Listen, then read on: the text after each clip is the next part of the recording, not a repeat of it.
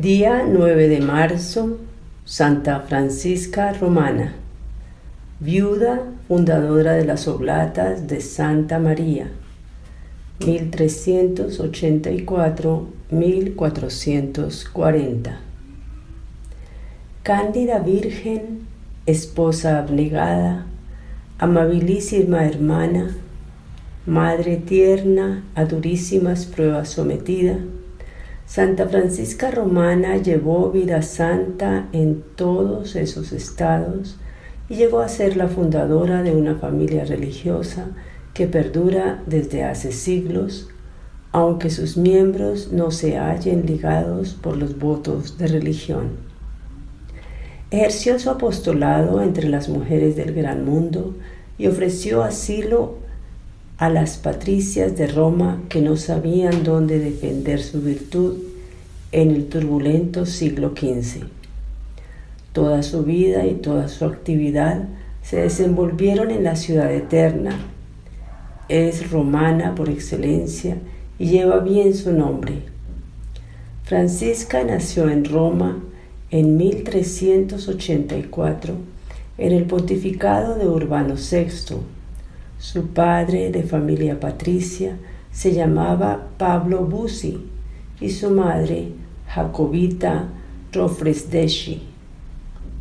Bautizáronla luego de nacida en la iglesia de Santa Inés de la Plaza Navona. Desde su más tierna infancia notáronse en ella indicios de su futura santidad. Había aprendido en los brazos de su madre el oficio parvo de la Santísima Virgen y desde entonces lo rezó cada día.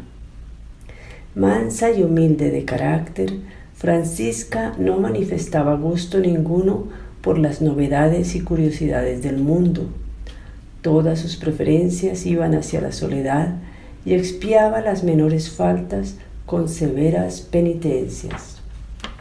Frecuentaba la iglesia de los benedictinos olivetanos en el foro donde vivía el padre Antonello, su director espiritual, que lo había sido de su madre. 12 años había cumplido cuando se postró ante el altar de la Virgen Santísima y ofreció su castidad a Jesús con el corazón henchido de amor. Matrimonio obligado, curación milagrosa. Una infancia como la suya, pasada en el mayor recogimiento, en la unión con Dios y en la práctica de la mortificación cristiana, era la mejor disposición para consagrarse a Dios y entregarse a los divinos desposorios con Jesucristo.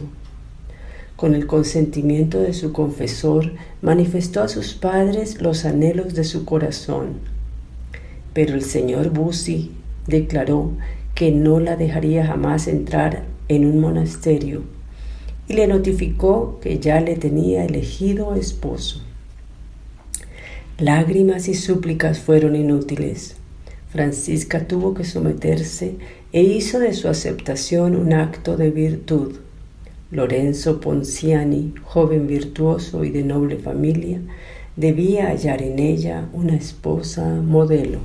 Dejó Francisca la casa paterna situada en el centro de Roma para seguir a su marido al Trastevere, donde los Ponciani tenían su palacio. La providencia le deparó una dulcísima alegría. Bajo el mismo techo halló Francisca en la persona de su cuñada Vanosa, la más cariñosa de las hermanas, la más abnegada de las amigas y la más discreta de las confidentes. Su intimidad debía durar más de 30 años. Poco tiempo después de su matrimonio, Francisca enfermó. Ya llevaba un año entero clavada en el lecho del dolor sin que su paciencia se hubiese desmentido un solo instante, cuando una noche se llenó su cuarto de extraordinario resplandor y se le apareció un joven de incomparable belleza. «Soy Alejo», le dijo, «y Dios me envía a ti, fiel sierva de Jesucristo, para devolverte la salud».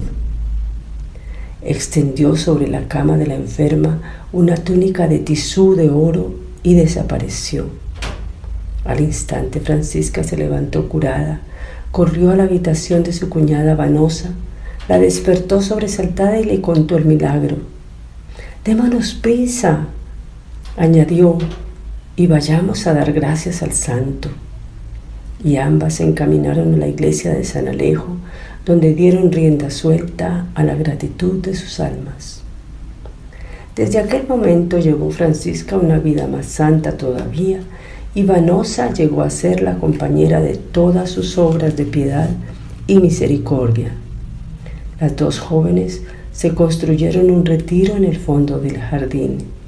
Allí pasaban todos los momentos de libertad que les dejaban los deberes de su estado. Hallándose un día en la ermita a solas con Dios, terminados los primeros puntos de la oración, recreábase con piadosos coloquios. Vanosa dijo a Francisca: «Si Dios nos concediese la gracia de ser un día ermitañas, ¿cómo nos la compondríamos, hermana mía? ¿Dónde hallaríamos con qué alimentarnos?». Francisca respondió: «Cuando estemos en el desierto, iremos en busca de frutas y raíces, y Dios hará que hallemos las que hayamos menester para nuestro sustento». Apenas acababa de pronunciar Francisca estas palabras, de un árbol cercano cayeron al suelo 2 hermosas manzanas, sin ser el tiempo de ellas, puesto que se hallaban en abril. Así les daba a entender el Señor cuán agradable le era su piedad y que nunca abandona a los que le sirven con amor y confianza. Pero no las llamaba Dios a la vida eremítica. Santa Francisca, ama y señora de casa, la compañía de un arcángel. En 1401 murió su suegra Cecilia y Francisca, no obstante su extrema juventud, se tuvo que encargar del cuidado de la casa. Ocupábase de los sirvientes y exhortábalos a vivir en el temor de Dios. Sus palabras producían en aquellas almas frutos de vida eterna. Quitaba a su marido todos los malos libros y se los quemaba. Más de una vez oyeron los criados el ruido que en tales ocasiones hacían los demonios irritados. Vanosa cayó enferma y Francisca la cuidó con toda la ternura que unía a aquellas dos almas ligadas por el más puro amor de Dios. Manifestó Vanosa el deseo de comer cierto pescado y Francisca estaba desconsolada por no poder complacerla. De repente cayó a sus pies aquel pescado tan deseado y cuando Vanosa comió de él, quedó curada. Los criados de Francisca tenían orden de no despedir jamás a ningún pobre sin socorrerlo, pero un año en que la escasez era extrema, temiendo Lorenzo que la caridad de su mujer acabase por reducirlo a él mismo a la mendicidad, le quitó las llaves del granero, retiró lo necesario para el sustento de la familia y vendió lo restante. Algunos días después halló en el mismo granero 40 medidas de trigo candeal.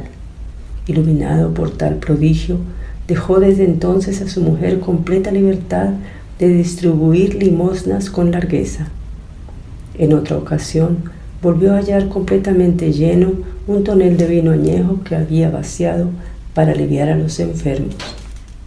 Francisca tuvo 2 hijos, Juan Bautista, que nació en 1400, y Evangelista en 1403, y una hija, Inés, que nació en 1408. Juan Bautista se casó y transmitió a su posteridad el honor y la bendición de una santa. Evangelista vivió como un ángel, no pensaba más que en el cielo y no hablaba más que de Dios. Sus deseos no tardaron en verse cumplidos, porque murió de la peste en 1411 a la edad de 9 años. A fe que nuestra santa cumplió perfectamente la primera obligación de toda madre cristiana, cuidar ella misma de sus hijos. Si todas las madres la imitasen, no tendríamos que deplorar tantos males en la sociedad actual, ebria de materialismo y de placeres. Feliz la mujer que, como Francisca, Tiene fijo el pensamiento en Dios, en su alma y en su hogar. Además del ángel de la guarda que todos tenemos y a quien Dios ha confiado el cuidado de guiarnos, había dado a Francisca un ángel encargado de reprenderla. Era ese ángel muy severo y a la menor falta le pegaba, aún delante de otros. El ángel permanecía invisible, pero todos los presentes oían los cachetes. Iba a cumplir Inés 5 años. Una noche, mientras dormía profundamente, su madre vio aparecer una paloma que llevaba en el pico una vela encendida. Acercóla a cada uno de los sentidos de la niña como para darle la extrema unción, y la palomita desapareció. A la noche siguiente, iluminó el cuarto una luz resplandeciente, y el tierno evangelista se apareció a su madre. Junto a él se hallaba un joven más resplandeciente aún.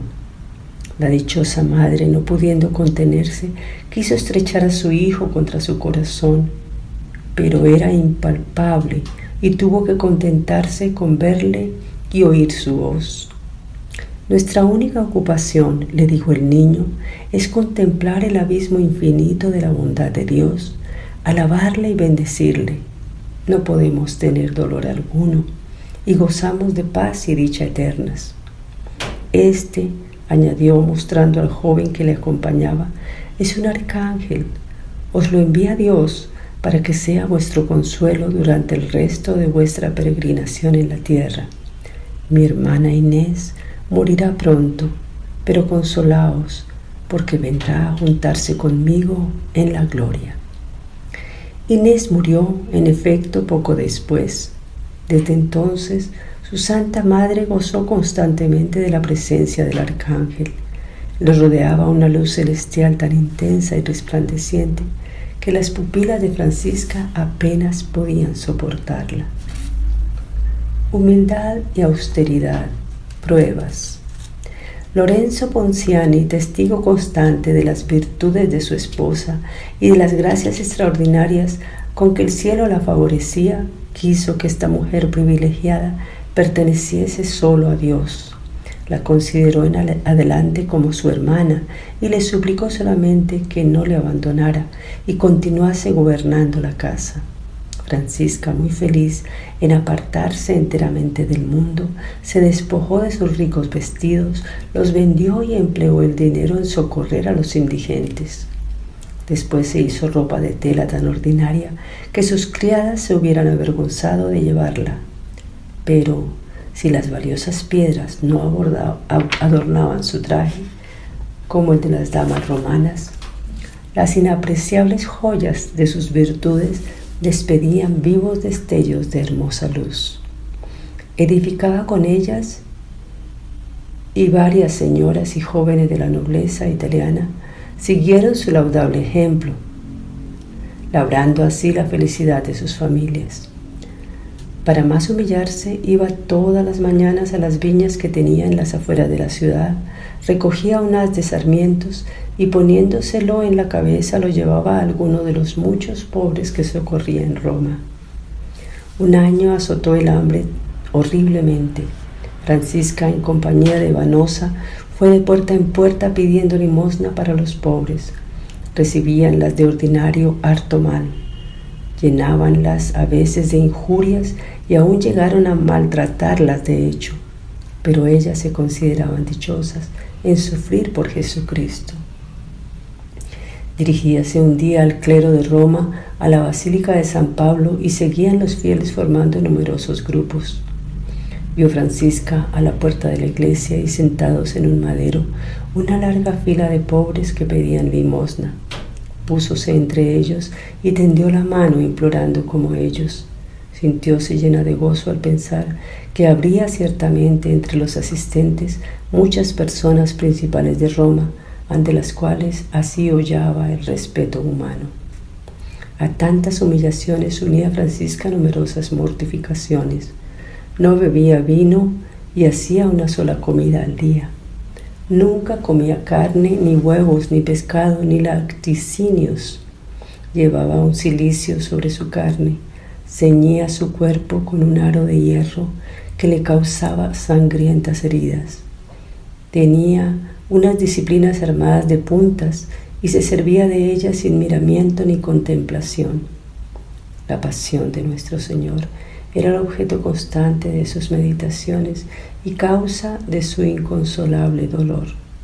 Lloraba sus faltas y las de los pecadores con toda la amargura de su alma, y Dios, por una gracia singularísima, de tal modo le hizo sentir los sufrimientos de la cruz, que experimentó con frecuencia violentísimos dolores en su mismo cuerpo.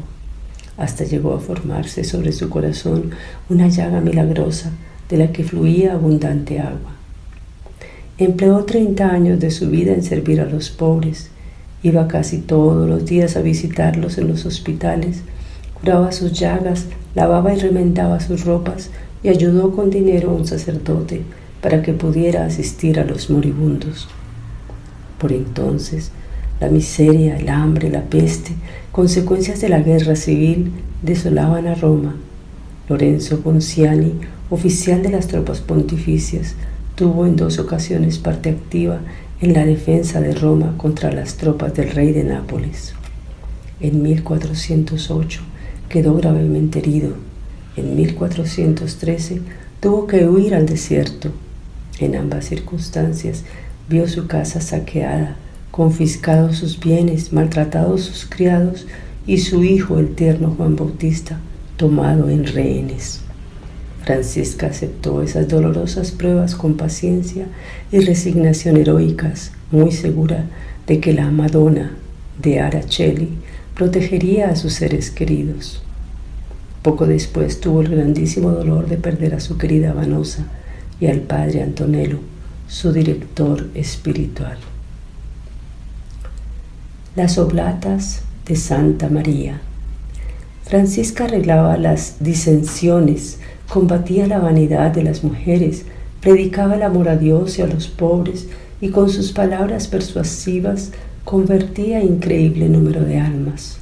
Con el deseo de aumentar este bien y ganar más almas para Dios, propuso a unas amigas suyas formar una cofradía. Creo, les dijo, que haríamos una obra muy agradable a Dios si nos consagrásemos todas a su Madre Santísima, fundando una cofradía en honor suyo. Esta cofradía dio su fruto, y sin que Francisca se lo hubiese propuesto, fue el origen de la congregación de oblatas, llamadas así porque hacen oblación u ofrenda de sí mismas a Dios. Tomaron el título de Santa María la Nueva, de la iglesia elegida como centro de su devoción. Al principio solo fue una asociación de mujeres piadosas dedicadas al culto de la Santísima Virgen y al trabajo de la propia perfección, pero más tarde dio Dios a su fiel sierva luces para el establecimiento de una congregación que siguiera la regla de San Benito.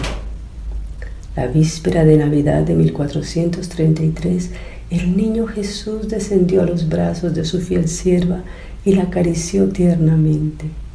Vino luego San Pedro, acompañado de San Pablo y San Benito, y le dio avisos y consejos muy por menudo para la fundación de su congregación religiosa. Así, sobrenaturalmente instruida y guiada, Francisca, a pesar de todos los obstáculos suscitados por el demonio, estableció en 1434 la Congregación de las Oblatas, que se instaló en el monasterio de la Torre de los Espejos, del que les viene su nombre, y puso al frente de ella una superiora digna de tal empresa. En 1436 Francisca quedó viuda, tenía entonces 52 años. El 21 de marzo, fiesta de San Benito, salió de su casa, se fue al monasterio y, presentándose con los pies descalzos ante sus hijas, se prosternó con los brazos en cruz y dijo con voz entrecortada por los sollozos: «Os suplico, hermanas mías, y os conjuro que me recibáis como pecadora miserable, que después de haber dado al mundo los más bellos años de su vida, viene a ofrecer a Dios las pobres sobras». Las oblatas, llenas de alegría, abrieron a su madre el monasterio y la superiora quiso al instante abdicar su autoridad para someterse a la de la fundadora, pero ésta había ido solo para obedecer y no quiso condescender a los deseos de sus hijas. Quedó pues el gobierno en manos de la primera superiora. La pobreza era extremada, porque Francisca había dejado toda su fortuna a su hijo Juan Bautista. Llegó un día en que la hermana encargada del refectorio no halló pan más que para 3, y se sentaban 15 a la mesa. Quiso la fundadora ir a mendigar a la ciudad, pero le negó el permiso la superiora. Obediente Francisca se dirigió al refectorio y dividió el pan en 15 pedazos. Plugo a Dios renovar el milagro de la multiplicación de los panes, porque en el monasterio de las Oblatas, como en el milagro del Evangelio, todas tomaron el sustento necesario y recogieron de sobras lo bastante para comer al día siguiente. ¿Cuánto consigue la verdadera fe? Por eso decía el Divino Maestro a sus discípulos: si tuviereis fe tan grande como un granito de mostaza, diréis a ese moral: arráncate de raíz y trasplántate en el mar, y os obedecerá. Lucas 17:6. Por obediencia su confesor aceptó Francisca el cargo de superiora, y Dios bendijo su sacrificio porque le dio por compañero otro ángel del coro de las potestades, cuya gloria era mucho más esplendorosa aún que la del arcángel. Era también mucho mayor su poder contra los demonios, y con sola su mirada los ahuyentaba. Revelaba a Francisca lo presente y lo futuro, de modo que la dirección de esta santa mujer era verdaderamente luminosa y segura, y el celo de las almas que la devoraba no reconocía límites. Fue cierto día con sus hijas a unos viñedos para recoger sarmientos secos. Pidióle una de ellas autorización para ir a beber una fuente cercana. «Tenga un poco de paciencia, hija mía», le dijo Francisca. Otra de las monjas, llamada Perna, vio a la madre ponerse de rodillas y le oyó decir: «Señor Jesús, vuestras siervas no tienen que comer ni que beber. Tened la bondad de socorrerlas». «Mejor haría», pensó Perna, «en hacernos volver al monasterio». Conoció Francisca el pensamiento de Perna y le dijo: «Levanta los ojos, hija de poca fe». Obedeció Perna y vio unos hermosísimos racimos maduros que colgaban de la parra. Con ellos se refrigeraron todas las religiosas y aumentaron la confianza en Dios y la veneración a su Santa Madre. Este prodigio ocurrió en el mes de enero. Combates contra Satanás. El demonio que no descansa un momento para tentar a las almas, valiéndose de 1000 artimañas para que caigan en los terribles lazos, cuando tropieza con una virtud inflexible, la combate por todos lados, ansiando la victoria, como el general que acomete a un fuerte invencible, más escarnizado lucha por vencerle y reducirle. Inmenso daño le hacía a Francisca, la cual con sus virtudes le quitaba a todas horas codiciadas presas y las conquistaba para Dios. Por eso, mientras la santa fundadora descubría a sus hermanas las tentaciones más secretas y les daba los medios más eficaces para combatir al espíritu del mal, ella misma era víctima de las más terribles acechanzas del maligno, que se ensañaba en su persona con los más crueles tratos, haciéndola verdaderamente digna de compasión. Se le aparecía en figuras horrorosas, la maltrataba arrojándola contra el suelo y golpeábala hasta el extremo de derramar sangre.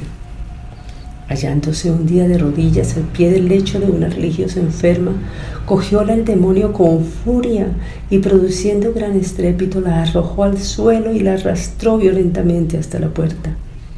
Levantóse Francisca sosegada, púsose en oración y luego dijo a la enferma, muda de asombro: «No es nada, hermana mía, quédese tranquila y rece con fervor, porque el diablo no puede hacer más que lo que Dios le permita». Una noche, cuando estaba en oración, la tomó el diablo por los cabellos, la llevó a la terraza y la dejó colgada encima de la vía pública. Encomendóse Francisca a la bondad de Dios y vióse luego sana y salva en su celda. En otra ocasión, en que había encendido una vela bendita, se la tomó Satanás, la tiró al suelo con rabia y escupió encima. Preguntóle la sierva de Dios, ¿por qué profanaba así una cosa santa? Porque las bendiciones de la iglesia me desagradan soberanamente, replicó el diablo. Durante un éxtasis, fue conducida por el arcángel San Rafael ante una puerta en cuyo dintel se veían escritas unas palabras que decían: este es el infierno, donde no hay descanso, ni consuelo, ni esperanza. Y vio los tormentos espantosos de los condenados. Pasó luego al limbo y después al cielo, en donde los ángeles y los santos la invitaron a compartir sus alegrías y bienandanzas. Llegó para Francisca la hora de aprovechar aquella invitación a la eternidad, a la eterna felicidad, pues el 9 de marzo de 1440 su alma bienaventurada dejó este valle de miserias para volar al cielo. Su cuerpo descansa en la iglesia de Santa María la Nueva, que también lleva el nombre de Santa Francisca Romana. La canonizó el Papa Paulo V el 29 de mayo de 1608. Inocencio X elevó su fiesta al rito de doble.